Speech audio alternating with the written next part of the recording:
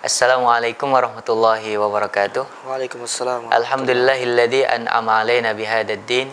Wassalatu wassalamu ala rasulina Muhammadin al-qail man yuridillahu bihi khairan yufaqihu fid din.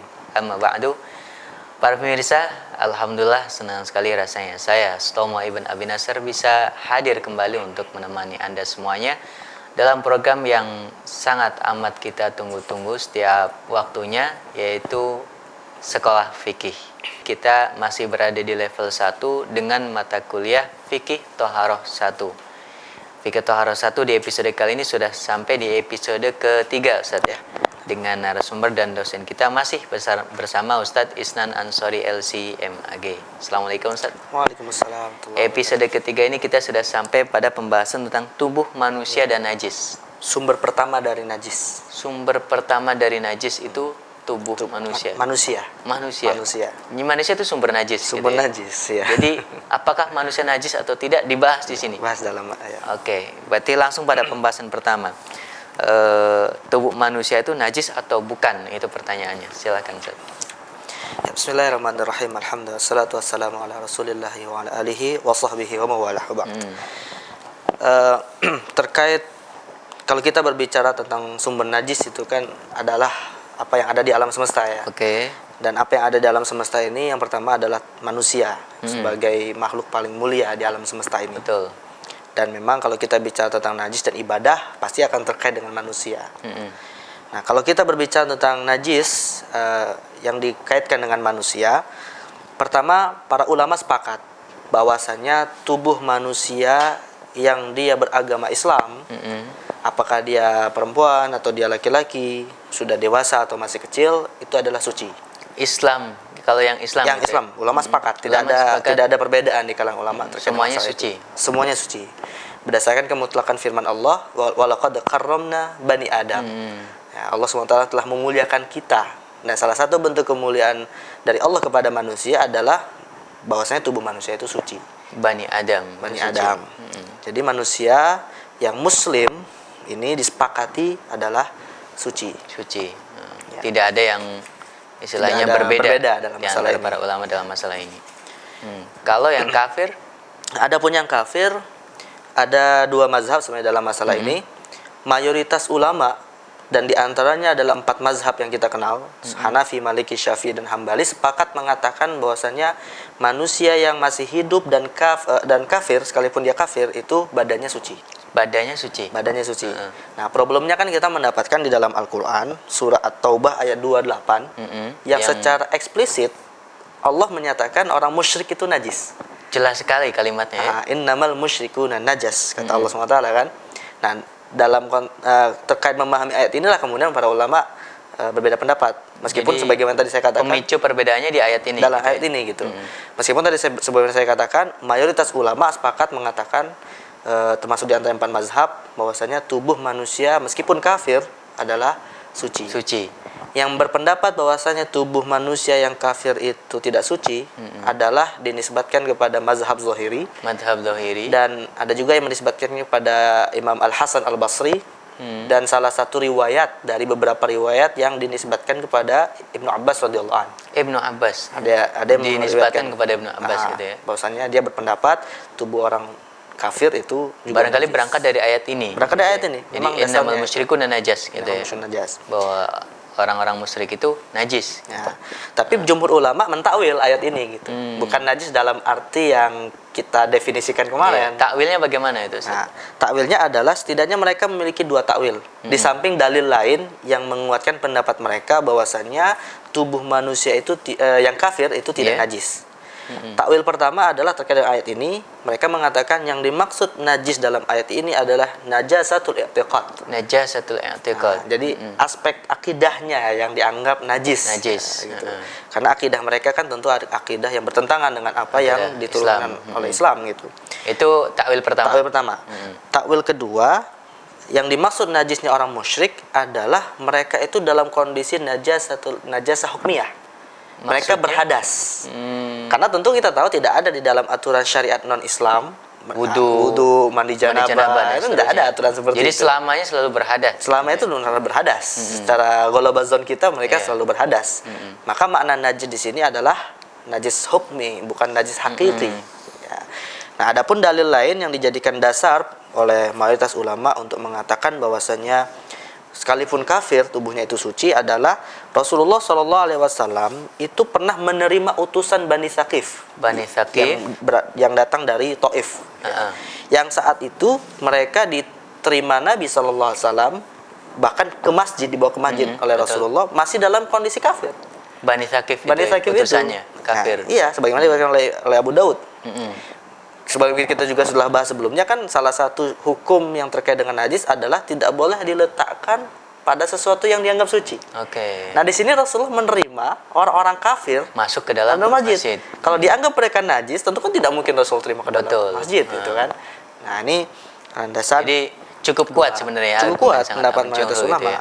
Jadi boleh disimpulkan baik jumhur maupun kebanyakan ulama gitu ya, mengatakan bahwa tubuh manusia secara umum suci. Tubuh manusia semua suci. Kecuali sebagian pendapat tadi yang mengatakan tubuh orang kafir, khusus orang kafir saja itu ada yang mengatakan najis. Tapi itu ngambil tekstualnya tekstual daripada ayat Al-Qur'an. Tapi itu hanya sebagian kecil. Kecil ulama. Ya kita tahu mazhab Zahiri kan tekstualis sekali gitu ya. Iya, yang betul. disebutkan pada Zahiri. Apakah ada argumentasi lain, Ustaz?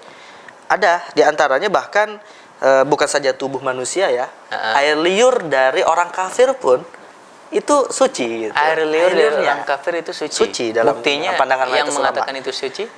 Hadis yang sahih diriwayatkan oleh Imam Bukhari Imam Bukhari meriwayatkan sebuah hadis bahwasanya diceritakan Rasulullah SAW itu pernah ya bersama dengan Abu Bakar As-Siddiq radhiyallahu anhu dan salah seorang A'rabi yang A'rabi ini masih beragama musyrik. Itu Rasulullah bertiga ini minum susu dari satu gelas yang sama. Termasuk A'rabi yang musyrik. A'rabi yang musyrik. Di mana Rasulullah yang mengawali minum itu kemudian diserahkan kepada A'rabi. Nah, si A'rabi ini yang kafir itu menyerahkannya kepada Abu Bakar As-Siddiq. Kalau misalnya Rasulullah minum kemudian kepada A'rabi selesai, bisa jadi takwilnya nanti bisa dikatakan air liurnya belum punya hukum pasti. Betul. Tapi ini diserahkan kepada Abu Bakar. Dan Abu Bakar minum gitu. Ini menunjukkan kebolehan minum dari bekasnya orang kafir gitu ya. Dan tentu kalau itu dibolehkan artinya bukan najis gitu. Iya, benar. Karena liur kan tentu lebih dianggap inilah lebih besar. Itu cukup banyak juga argumentasi yang dimiliki oleh jumhur untuk mengatakan bahwa tubuh manusia itu secara umum adalah suci. Lepas muslim ataupun non muslim.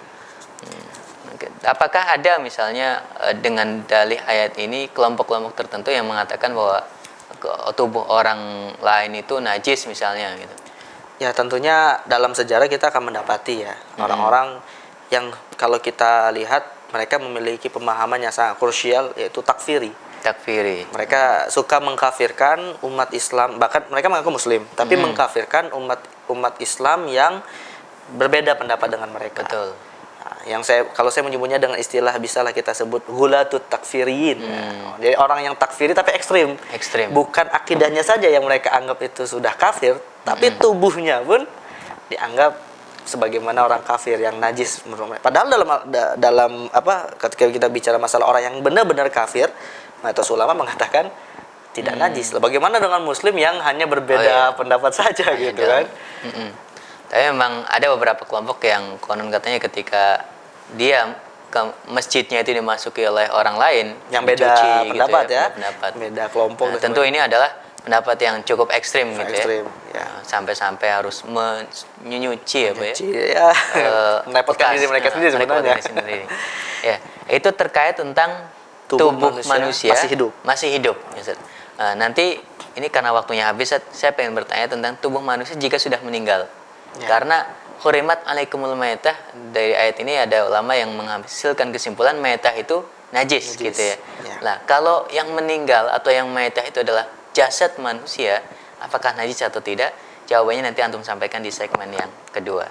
Para pemirsa, jangan kemana-mana, tetap bersama Sekolah Fikih. Kita akan melanjutkan kembali pembahasan tentang tubuh manusia dan najis di segmen yang kedua.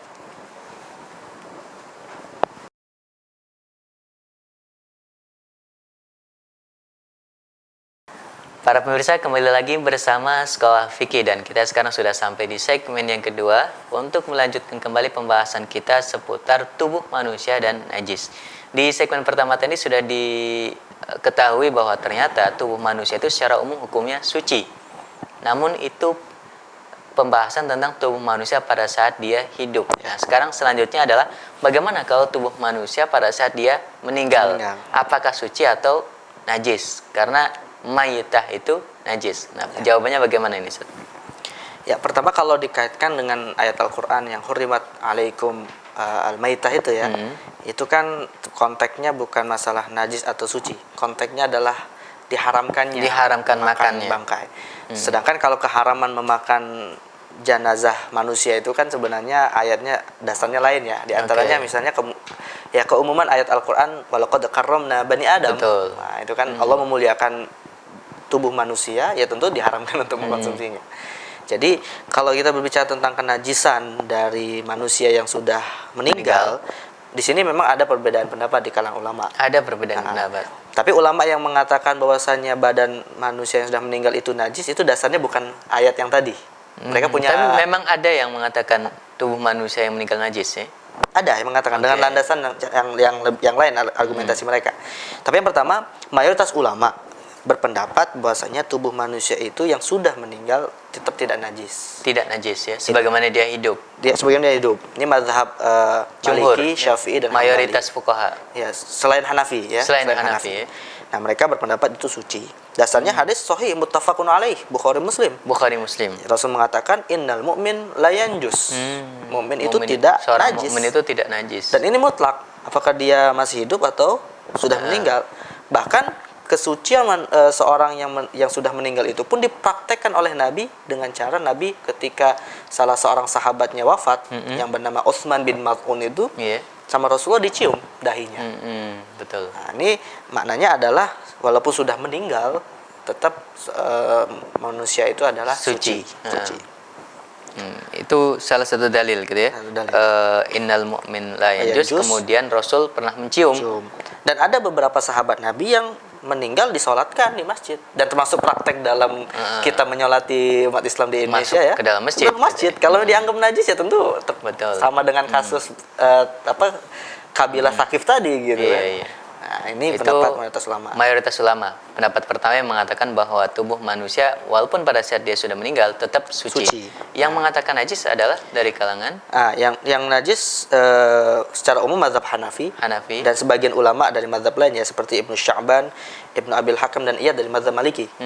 Yang mengatakan bahwasanya manusia itu kalau sudah meninggal jenazahnya najis. Kalau sudah meninggal jenazahnya najis. Sudah meninggal jenazah najis. Alasan mereka adalah begini.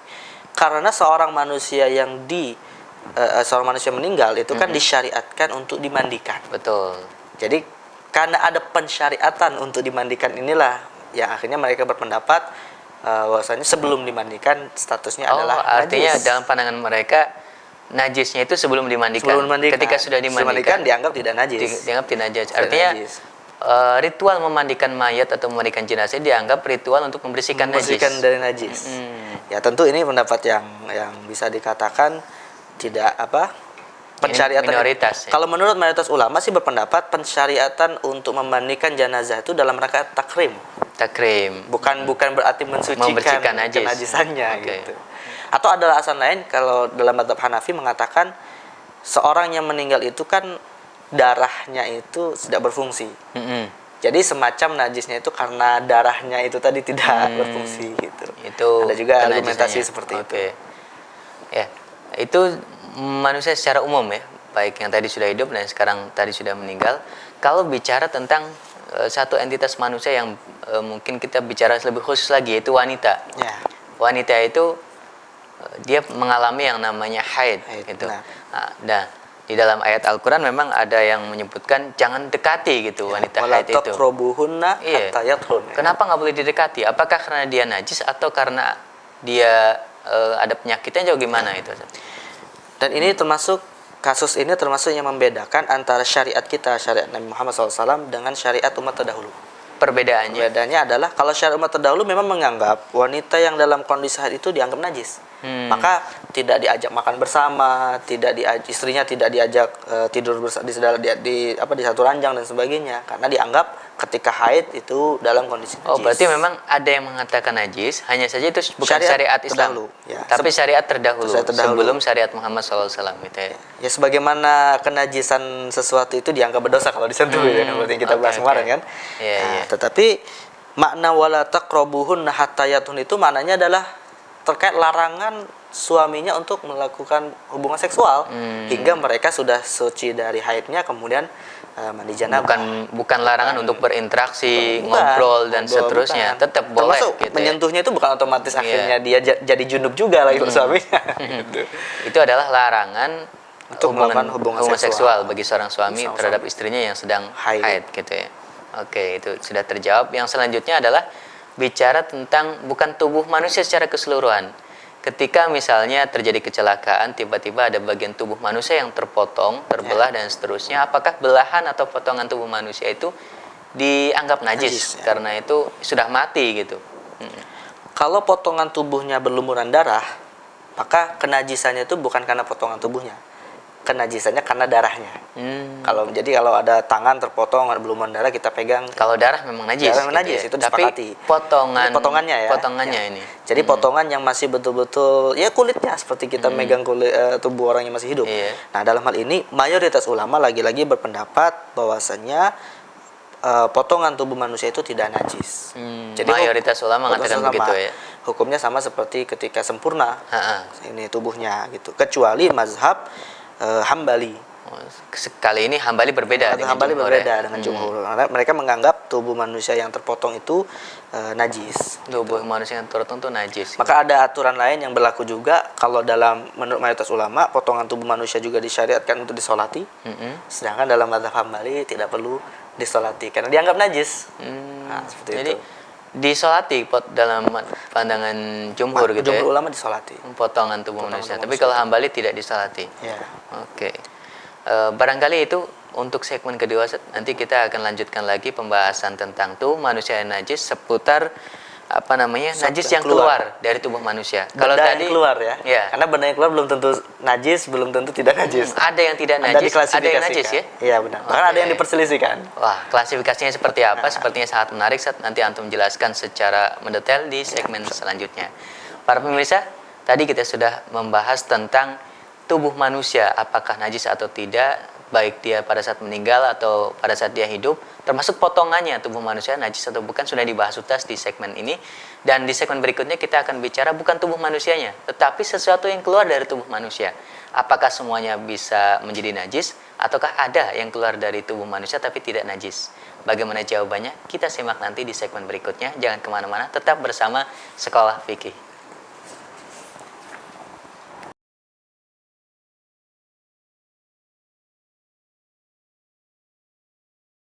Para pemirsa, kembali lagi bersama Sekolah Fikih dan kita sekarang sudah sampai di segmen yang ketiga.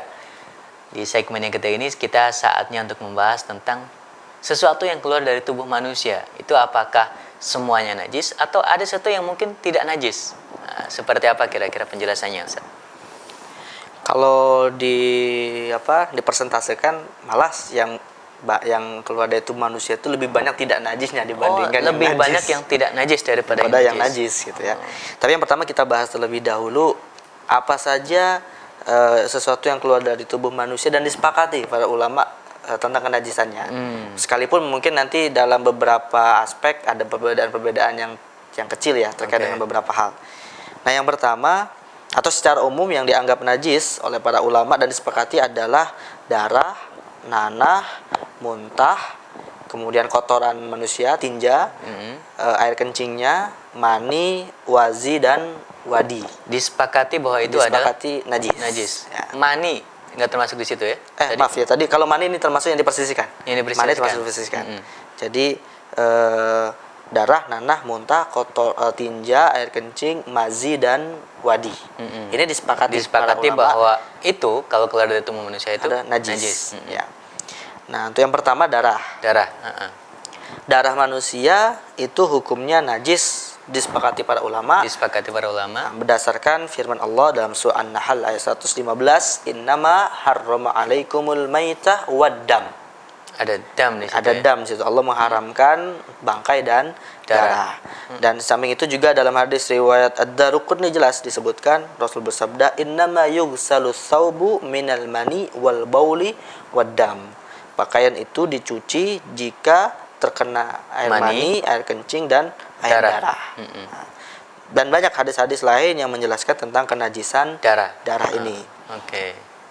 Yang kedua, tapi ada juga yang dikecualikan. Artinya tidak seluruh darah itu otomatis najis. berarti ada darah yang suci. Ada yang dianggap para ulama suci atau hakikatnya najis tetapi dimaafkan. Nah, Contohnya? contoh misalnya yang termasuk tidak najis adalah darah yang ada dalam tubuh kita.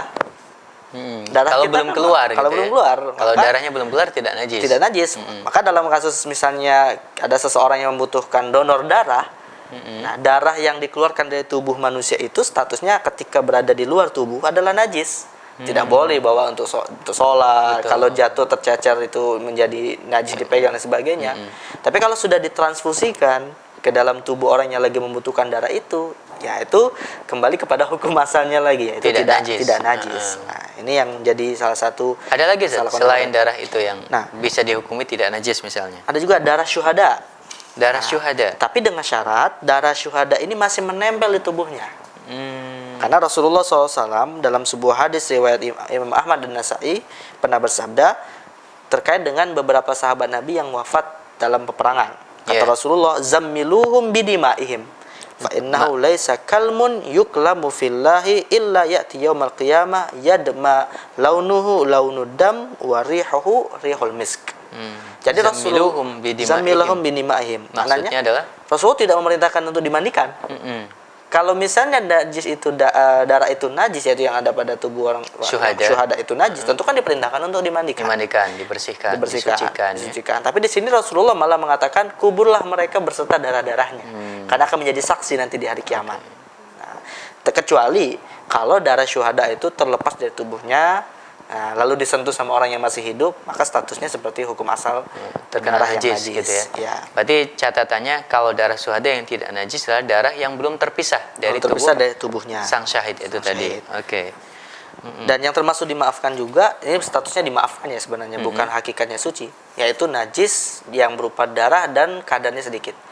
Yang insya Allah nanti lebih detail dalam masalah najis-najis yang dimaafkan. Oh, ada pembahasan tersendiri. Najisnya dimaafkan. Ya. Mungkin kadarnya seberapa dan sedikit, seterusnya gitu ini ya. termasuk yang atau kondisinya seperti apa gitu. Mungkin ada yang dimaafkan. Oke, itu darah yang dikatakan tidak najis atau dimaafkan. Tapi pada umumnya darah itu salah satu yang keluar dari tubuh manusia dan dihukumi najis. Disepakati najis. Itu yang pertama. Yang kedua adalah muntah. Ya. Nah, terkait dengan kenajisan muntah juga disepakati para ulama berdasarkan hadis yang diriwayatkan Daruqutni juga dari Ammar bin Yasir, bahwasanya Rasulullah SAW memerintahkannya untuk mencuci 5 hal, mencuci pakaian yang terkena 5 hal. Ammar bin Yasir diperintah Rasul seperti itu. Minal ghaid wal bauli wal qai wad dam wal mani. Wal qai. Nah, di sini ada kata-kata wal qai yang artinya adalah muntah. Tetapi para ulama juga secara detail itu ada beberapa perbedaan terkait dalam kadarnya. Artinya secara keseluruhan selama sepakat muntah itu adalah najis. Najis. Tapi ketika ada ukuran-ukuran atau kadar tertentu, jenisnya, bentuknya dan sebagainya, ada yang dimaafkan atau mungkin dikatakan bukan najis gitu ya. Bahkan dikatakan bukan najis sebenarnya. Contohnya gitu. Contohnya misalnya dalam mazhab Syafi'i dan Hambali mereka mengatakan muntah yang tidak dianggap najis itu adalah, atau secara mutlak ya, dalam dua mazhab ini mengatakan secara mutlak muntah itu najis, sedikit ataupun banyak. Ini mazhab Syafi'i dan Hambali. Sedangkan dalam mazhab Hanafi yang mereka anggap muntah itu najis adalah kalau memenuhi mulut kita. Jadi ketika orang ingin muntah tapi hanya sedikit keluar, itu tidak dianggap najis. Tapi kalau memenuhi mulut kemudian keluar, najis. Ini dianggap najis. Hanafiyah. Ini Hanafi. Nah, sedangkan kalau Malikiyah yang menjadi dasar mereka itu adalah bukan sedikit atau banyak. Oke, tapi adalah perubahannya. Jadi kalau orang makan nasi, kemudian dimuntahkan lagi dan bentuknya masih nasi, itu tidak najis. Tapi kalau makan nasi kemudian berubah karena proses proses yang ada di dalam tubuhnya kemudian berubah bentuknya yang menjadi busuk otomatis kan, maka disinilah yang najis, muntah itu dianggap najis dalam mazhab Maliki. Tapi secara umum muntah adalah najis. Semua ulama sepakat gitu ya. Tapi najis. Syafi'iyah dan Hanabilah mutlak mengatakan itu adalah najis.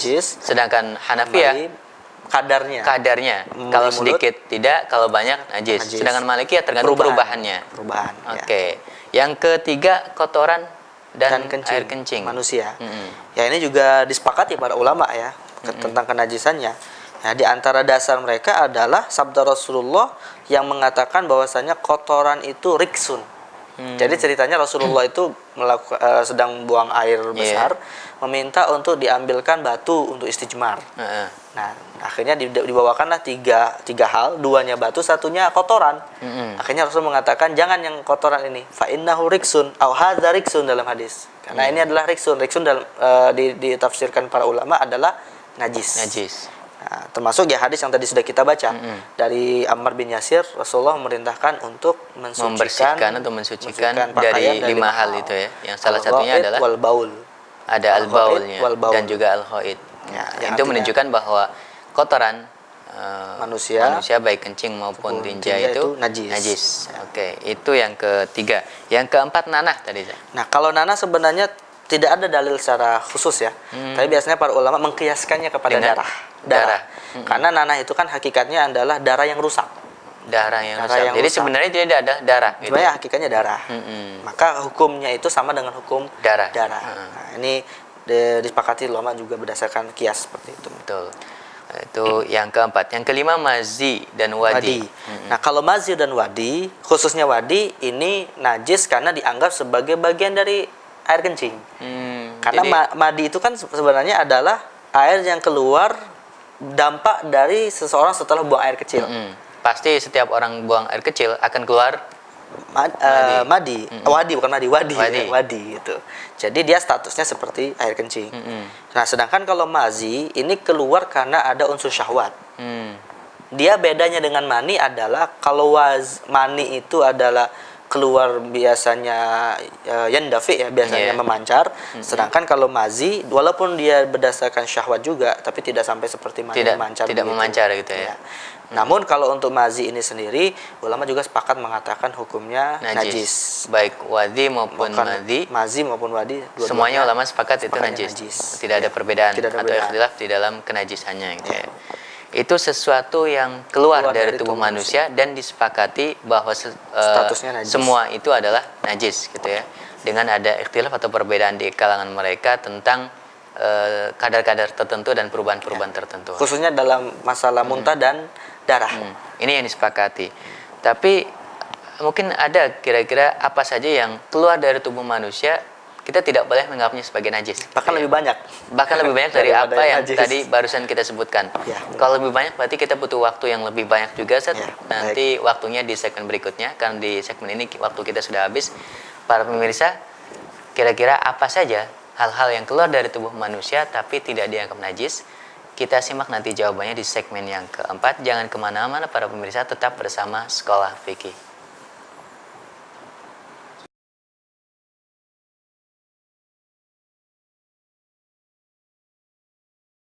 Para pemirsa, kembali lagi bersama Sekolah Fikih dan kita sekarang sudah sampai di segmen yang keempat. Di segmen yang keempat ini kita akan melanjutkan pembahasan kita tentang tubuh manusia dan najis. Di segmen yang keempat kita sampai pada pembahasan tentang tubuh manusia, hal yang keluar dari tubuh manusia tapi disepakati itu bukan najis. Nah, kalau tadi di segmen yang ketiga yang disepakati bahwa hal itu adalah najis. Nah, sekarang kebalikannya, yang disepakati bahwa itu adalah bukan najis. Nah, kira-kira apa saja keluar dari tubuh manusia tapi tidak dianggap najis gitu. Dan ini lebih banyak daripada yang tadi kita bahas ya. Yang pertama adalah air liur nggak najis itu tidak najis. Makanya kalau kita membahas pada sebelumnya ada pemasalan tentang apakah sesuatu yang suci itu bersih atau tidak. Nah, di sini kan bisa kita katakan air liur itu menurut logika kita kotor gitu ya. Tapi dalam syariat kotor dan menjijikan gitu ya. Bahkan. Tapi dalam pandangan syariat itu tidak najis. Tidak najis air liur ini. Dan juga biasanya dibahas dalam pembahasan syuur ya. Walaupun syuur itu maknanya bukan liur tapi sisa minuman seseorang gitu. Tapi ada kaitannya ya. Ada kaitannya. Karena kalau minum kan pasti ada melekat liurnya gitu kan. Ya kurang lebih sama kayak tadi para sahabat Abu Bakar mendapatkan bagian bekas setelah minuman bekas minum Arabi yang kafir atau musyrik gitu. Karena air liurnya mungkin nempel juga di situ. Dan gitu. itu yang menjadi dasar ulama mengatakan liur tidak najis. Pakai hadis itu juga. pakai kisah itu. Okay. Bahkan air liur manusia itu tidak najis sekalipun manusianya dalam kondisi berhadas. Jadi mungkin bisa jadi ada sebagian orang berpikir begini, orang itu kan kalau berhadas semacam ada di dalam dirinya najis hukmi. Iya. Jadi kalau keluar dianggap najis misalnya gitu kan. Padahal tidak. Kenapa? Karena diriwayatkan dalam sebuah hadis riwayat Imam Muslim, Aisyah bercerita bahwasanya dia pernah minum dalam kondisi haid, kemudian bekas minumannya itu diminum oleh Rasulullah SAW. Bahkan posisi bibir Aisyah itu dipakai oleh ketika minum itu juga diposisikan bekas posisi bibirnya ibunda Aisyah itu juga diminum oleh Rasulullah SAW sebagai bentuk ya perhatian beliau kepada istrinya. Okay. Gitu. Ini maknanya adalah dan ketika itu haid dalam kondisi haid. Ya, apalagi dalam kondisi suci. Nah, ini tentu ini menunjukkan bahwa air liur tidak najis. Itu yang pertama. Yang keluar dari tubuh manusia dan disepakati tidak najis. Yang kedua, dan yang kedua adalah dahak. Dahak ini kan sebenarnya juga ada kaitan dengan air liur ya, tapi dia air liur yang tergumpal, air liur yang terkumpul di tenggorokan kita biasanya. Nah, itu juga termasuk tidak najis sekalipun itu kotor menurut pandangan tradisi kita. Nah, dasar ketidaknajisannya adalah Rasulullah SAW itu pernah memuntahkan dahaknya ketika bahkan sedang sholat. Nah, sedang sholat dan dimuntahkan, dibuang di ujung pakaian beliau, di ujung pakaian tangannya, dibersihkan ridanya, gitu ya, dibersihkan menggunakan pakaian beliau, pakaiannya. Nah, kalau misalnya itu najis, bahkan Rasul dalam kondisi sholat ya, tentunya pasti sholatnya batal, dan pakaiannya tidak bisa dipakai untuk ibadah harus lagi, diganti lagi gitu diganti. Ya. Nah, ini menjadi bukti. Tapi ternyata Rasul tetap melanjutkan sholatnya dan pakaiannya juga tetap dipakai untuk melaksanakan sholat. Nah, ini dasar bahwasanya ayat dahak itu adalah suci. Tapi meskipun demikian, Islam itu bukan hanya memperhatikan kesucian ya, tapi juga memperhatikan kebersihan. Jadi sekalipun dahak itu adalah suci dan tidak najis, bukan berarti akhirnya kita sembarangan membuang dahak kita, gitu ya. Air liur dan seterusnya di masjid. Tentu apalagi di masjid. Iya, tetap walaupun suci gitu walaupun misalnya. Suci, bukan berarti kita diperbolehkan untuk sembarangan membuang yang suci itu. Karena itu ya dianggap mengganggu manusia. Tentu itu dianggap menjijikan. Itu yang kedua, dahak. Yang ketiga? Dan yang ketiga termasuk disepakati para ulama tidak najis adalah ingus. Ingus tidak najis. Iya. Kalau ingus itu dianggap najis, orang yang influenza nggak bisa sholat. Ya kalau dia lagi sakit flu misalnya ya, mau sholat tiba-tiba meler ingusnya. Kalau dianggap najis juga kan bisa sholat ya. Gimana coba? Makanya ulama sepakat mengatakan ingus itu bukan najis. Nah, itu yang ketiga. Yang keempat? Nah, termasuk juga tidak najis adalah air susu manusia. Air susu manusia, air ASI. Ya kalau air susu manusia dianggap najis berarti bayi-bayi yang baru lahir minum sesuatu yang najis kan diharamkan mengkonsumsi sesuatu yang najis gitu. Bahkan ASI itu salah satu yang sangat amat berharga bagi bayi. Makanan utama gitu. Imunitas terbaik itu kan ASI. Betul. Dan Rasulullah sendiri termasuk seorang manusia yang ketika bayinya diserahkan kepada orang-orang yang memang terbiasa untuk memberikan ASI. Nah, ini kan bukti bahwasanya ASI itu tidak najis. Itu malah dikonsumsi. Dikonsumsi ataupun disentuh ya. Jadi sekalipun misalnya bukan bayinya yang menyentuh ya tetap dia tidak najis. Tidak najis. Boleh saja. Boleh saja. Itu yang keempat, air susu manusia. Yang kelima, Ustaz? Yang kelima berupa cairan, tapi bukan keluar dari dua kemaluan. Yaitu air mata dan keringat kita, badan kita. Air mata nggak mungkin najis ya? Mungkin najis. Ya bahkan Rasulullah sendiri mengajarkan kepada kita atau menyebutkan dalam sebuah hadisnya ada 7 golongan yang akan diberi perlindungan oleh Allah SWT di hari akhir, yaitu mereka yang di malam harinya memohon ampunan hingga menetes air mata. Ya kalau misalnya najis, ya bagaimana malah beribadah seperti itu? Termasuk keringat. Keringat juga tidak najis. Ya kalau seseorang itu berkeringat dan keringat itu najis ya. Padahal kadang Di beberapa musola misalnya kondisinya sangat amat panas Ya. gitu. Lagi sholat keluar keringat gitu ya. Untung keringat tidak najis. Untung tidak najis ya. Nah, kalau keringat najis dia harus mandi Repot. lagi, salat lagi, keluar Repot. lagi, mandi lagi gitu ya. Dan Allah la yukallifullahu nafsan illa wus'aha. Betul. Tidak mungkin melarang sesuatu, memerintahkan sesuatu yang tidak Melebihi batas kemampuan manusia. Hmm. Nah, gitu. Itu yang kelima. Yang keenam, Yang keenam adalah termasuk yang keluar dari tubuh manusia, bahkan tumbuh dan lama berada di dalam di tubuh manusia. tumbuh dan keluar Tumbuh gitu dan ya. keluar yaitu kuku dan rambut. Oh iya, betul. Kuku dan rambut. Ini kan lama sekali. Iya. Dalam di tubuh manusia kan lama ya. Kalau kuku mungkin ada waktu lah 1 minggu misalnya. Rambut kan bisa berbulan-bulan Iya. bahkan bertahun-tahun. Heeh. Nah, kalau dua hal itu dianggap najis juga, wah repot. Betul. Harus dipotong semuanya. Dipotong terus setiap kali. Nggak boleh keluar Nggak gitu boleh ya. keluar. Nah, ini juga termasuk yang disepakati oleh ulama, tidak najis Najis. sekalipun keluar dari tubuh manusia. Selanjutnya selain kuku dan rambut, Ada 2 lagi. Ya, 1 janin, 2 bayi. ya kurang lebih mirip lah ya. Mirip Dan, ya. Walaupun mungkin perbedaannya adalah konsekuensi hukumnya. Kalau bayi ya bedanya kan sudah sempurna. Iya. Postur bentuknya dan umumnya lahir dalam kondisi hidup. Mm-mm. Sedangkan kalau Itu sama janin seperti tubuh manusia tadi gitu ya. seperti tubuh manusia. bahasanya. Meskipun mungkin ada yang berpikir begini, kenapa suci padahal kan dasarnya adalah mani. Mm-mm. Nah, kalau misalnya mani itu najis, nanti kita bahas. Iya. Kalau mani itu misalnya najis, berarti apa yang berubah Menjadi. dari istihalah ya prosesnya perubahan dari mani kepada manusia, Manusia itu bisa juga aja yang ikut berpikir ada aja yang berpikir mungkin itu najis. Padahal tidak seperti itu. Oke. Jadi dia janin dan bayi termasuk yang disepakati adalah Suci. Walaupun itu keluar dari tubuh manusia. tubuh dari manusia. Ya itu lebih banyak ya jumlahnya daripada dianggap yang najis. keluar tapi dianggap najis. Ya. Jumlahnya tadi hampir ada 8 atau berapa dibanding dengan yang dianggap najis jadi cuma ada 5. 5 jenis. Ya, itu tentang hal-hal yang keluar dari tubuh manusia dan tidak dianggap najis ya, Ustaz. Nanti kita akan bicara tentang hal-hal yang diperselisihkan di antara para ulama apakah dia najis atau tidak. Yang itu juga keluar dari tubuh manusia. Ya. Tapi nanti di segmen yang kelima, Ustaz. Para pemirsa jangan kemana-mana, tetap bersama Sekolah Fikih karena nanti kita akan melanjutkan pembahasan tentang tubuh manusia dan najis lagi seputar hal-hal yang keluar dari tubuh manusia tapi statusnya masih diperselisihkan di antara para ulama apakah dia najis atau tidak. Seperti apa detail perselisihan itu, saksikan dan simak nanti di segmen yang terakhir, segmen yang kelima. Jangan kemana-mana, tetap bersama Sekolah Fikih.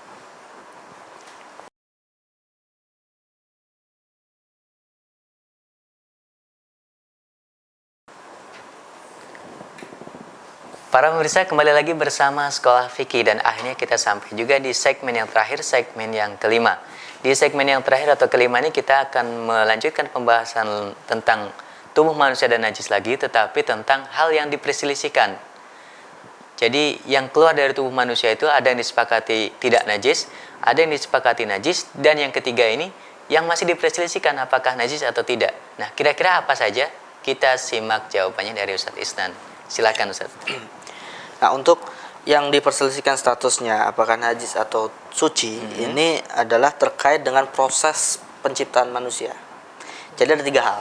Cuma ada 3. Ada 3 hal. Pertama, manusia itu kan bermula dari sperma, dari mani. Yang kemudian mani ini sebagaimana Allah informasikan di dalam Al-Qur'an surat Al-Mu'minun ayat 12 dan 14, Allah kan mengatakan walaqad khalaqnal insana min sulalatin min tin. Nah, kami telah menciptakan manusia dari saripati yang berasal dari tanah. Tsumma ja'alnahu nutfah. Kemudian kami jadikan nutfah sperma. Nah, ini yang benda pertama yang diperselisihkan para ulama yaitu sperma ini. Tsumma ja'alnahu nutfatan fi qararim makin. Nah, kemudian tsumma khalaqna an-nutfata 'alaqah. Kemudian Allah berkata kami menciptakan dari nutfah itu menjadi alaqah. Alaqah ini adalah gumpalan darah yang berasal dari sperma. Nah, ini juga masalah kedua yang diperselisihkan ulama status kenajisannya. Nah, fa khalaqnal 'alaqa mudghah. Nah, setelah alaqah ini kemudian melalui proses berikutnya kemudian diciptakan menjadi mudghah. Mudghah ini adalah segumpal daging. Jadi awalnya mani, kemudian menjadi segumpal darah, kemudian menjadi segumpal daging. Nah, 3 hal inilah kalau keluar dari tubuh manusia, khususnya tentu yang keluar dari ibu yang hamil ya. Nah, ini yang diperselisihkan para ulama, apakah ketiga hal itu najis atau tidak, atau seperti apa. Jadi ada mani, alaqah dan mudghah. Yang kesemuanya itu disebutkan di dalam ayat Al-Mu'minun tadi itu ya. Ya. Nah, Berarti kita perlu detailkan satu persatu, Ustaz. Mungkin diawali dari mani. Nah, kalau untuk mani, tentunya mani yang betul-betul murni mani, tidak tercampur dengan mazi misalnya ya. Kalau mazi kan tadi sudah disepakati adalah najis. Nah, sekarang adalah mani yang murni mani. Maka di sini para ulama berbeda pendapat, di mana mayoritas ulama berpendapat bahwasanya mani itu termasuk yang najis. Mani itu najis. Masuk najis. Ya, dasarnya adalah jumhur berarti ini itu jumhur. Ya? Mayoritas. Selain Syafi'iyah. Selain Syafi'iyah. Berarti Hanafi, Maliki dan Hambali. Berpendapat mani itu adalah najis. Argumentasi mereka? Pertama, argumentasi mereka hadis yang tadi sudah sering kita baca, itu perkataan Rasulullah pada Ammar yang diriwayatkan oleh Ad-Daruqutni. Di situ kan salah satunya disebutkan mani. Yang Ammar diperintahkan untuk bersuci dari 5 hal itu ya. Yang salah satunya berarti mani. Nah, ditambahkan lagi adalah hadis yang diriwayatkan dari Aisyah radhiyallahu anha bahwasanya beliau itu mencuci bekas sisa mani yang menempel di pakaian Rasulullah sallallahu alaihi wasallam. Mencucinya gitu ya. Dan setelah dicuci baru dipakai Rasulullah untuk sholat. Nah, makna mencuci kan berarti sesuatu yang dianggap najis kemudian disucikan. Nah, itu berarti dan ini menjadi dasar. Di samping itu juga ada asar dari sahabat Nabi Abu Hurairah yang berkata, in ra'aitahu faghsilhu wa illa faghsilis thawba kullah. Kalau engkau melihatnya, maka cucilah meskipun harus seluruh pakaianmu. Dan dalam ilmu usul fikih, yang namanya qaul sahabi, yang namanya mazhab sahabat, kalau itu terkait dengan masalah ritual ibadah, diambil sebagai bagian dari seperti nas hadis, seperti dalil juga. Apalagi kalau misalnya tidak ditentang oleh ulama oleh sahabat lain yang lain. Ya, bisa jadi ijma sukuti misalnya. Nah, ini dasar yang lainnya terkait dengan kenajisan. Masih ada lain dasarnya? Nah, di samping itu juga ada di antara sahabat Nabi lain ya, seperti Al Hasan bin Ali bin Abi Thalib radhiyallahu anhuma, cucunya Rasulullah, yang mengatakan bahkan mani itu statusnya seperti air kencing. Mani itu statusnya seperti air kencing. Jadi karena memang jalan keluarnya sama gitu kan. Jadi ya meskipun ada beberapa perbedaan ya. Satunya dikeluarkan karena lazah, satunya lagi kan tidak lazah. Tapi di sini Al Hasan menyamakan status hukumnya. Jadi ini menguatkan juga. Nah, ditambahkan lagi kata mereka adalah mani itu sebenarnya hakikatnya adalah darah. Asalnya itu berasal dari darah gitu ya. Yang terjadi proses istihalah, perubahan wujud. Maka hukumnya tetap disamakan dengan hukum asalnya, yaitu darah yang disepakati tadi najis gitu ya. Maka mandinya juga najis. Ini argumentasi dari mazhab Maliki. Banyak juga argumentasinya ya. Para ulama jumhur yang mengatakan bahwa mani itu najis. Kalau Syafi'iyah tadi yang mengatakan tidak najis, argumentasinya adalah, nah, kalau Syafi'iyah argumentasinya ini, ada sebuah hadis yang mereka terima yang diriwayatkan oleh Baihaqi, bahwasanya Rasulullah SAW mengatakan secara implisit, Rasul menggunakan konsep kias di sini, bahwasanya innama huwa, yaitu mani tadi sesungguhnya adalah bimanzilatil busok, seperti air air dahak, seperti dahak, awil mukhot atau lendir. Innama kana yakfika an tamsahahu bi khirqatin aw idkhir. Jadi cukup bagimu cara membersihkannya adalah dengan dilap pakai kain. Karena dia tidak lebih seperti ludah atau dahak. Nah, gitu. Dan dua hal ini kan disepakati para ulama tidak najis. Jadi di sini Rasulullah akan menggunakan konsep kias untuk menyamakan status hukumnya dengan mani dengan dahak itu argumentasi dari Syafi'iyah. Masih ada argumentasi lain. Nah, ditambahkan juga Aisyah radhiyallahu anha itu pernah mengerik ya mani Rasulullah yang menempel di pakaiannya dalam kondisi kering. Nah, akhirnya disimpulkan oleh ulama dari mazhab Syafi'i, dan ini hadisnya sahih. Kata mereka, ketika Aisyah mengerik itu tujuannya bukan lagi melakukan taharah, tapi sedang membersihkan sesuatu yang menurut logika itu kotor. Betul. Karena kotornya, bukan karena najisnya. Jadi tentu yang namanya kotor harus dibersihkan gitu ya. Oke, itu mani. Yang kedua adalah alaqah. Nah, alaqah sebagaimana tadi sudah disampaikan bahwasanya alaqah itu gumpalan darah ya. Gumpalan darah. Jadi ke mani itu masih berupa cairan, kemudian berubah proses menjadi semacam gumpalan darah. Nah, ini juga termasuk yang diperselisihkan ulama kalau keluar dari tubuh manusia. Karena darah tadi disepakati najis ya. Apakah Najis gumpalan darah ini juga najis atau bukan? ya. Nah, dalam hal ini maka paling tidak 2 mazhab yang menyampaikan hukum terkait dengan Dua mazhab itu adalah ini, Hanafiyah dan Hanabilah. yang mengatakan Kalau Hanafiyah mengatakan najis, kalau Hanabilah mengatakan tidak najis. Hanafiyah najis, Hanabilah tidak najis. tidak najis ya. Ya, dasar mereka itu tadi karena ini adalah darah. Dasar Hanafi Yang mengatakan najis ya. yang mengatakan Karena itu adalah darah. najis. Nah, ya, apalagi maknanya di dalam bahasa Indonesia memang gumpalan darah Gumpalan gitu darah. ya. Sedangkan kalau Hambali argumentasi mereka sekalipun itu gumpalan darah, tapi gumpalan darah yang akan menjadi proses manusia. Jadi beda dengan darah pada umumnya. Iya, Maka iya. mereka berpendapat itu tidak Itu najis. unsurnya mungkin sudah sangat amat berbeda dengan darah pada asalnya pada gitu asalnya. ya. Dia sudah menjadi alaqah, bukan lagi dam. Bukan gitu lagi ya. dam. Itu argumentasi Hanabilah. Hambali. Itu yang kedua, alaqah. Kemudian yang ketiga tadi ada mudghah. Nah, kalau mudghah perselisihannya antara mazhab jumhur dan mazhab Syafi'i. Jumhur dengan Syafi'i. Syafi'i. Dalam hal ini Syafi'i sering berbeda dengan Jumhur ya. Iya, Tadi masalah terkait mani dan sekarang masalah mudghah. Mudghah.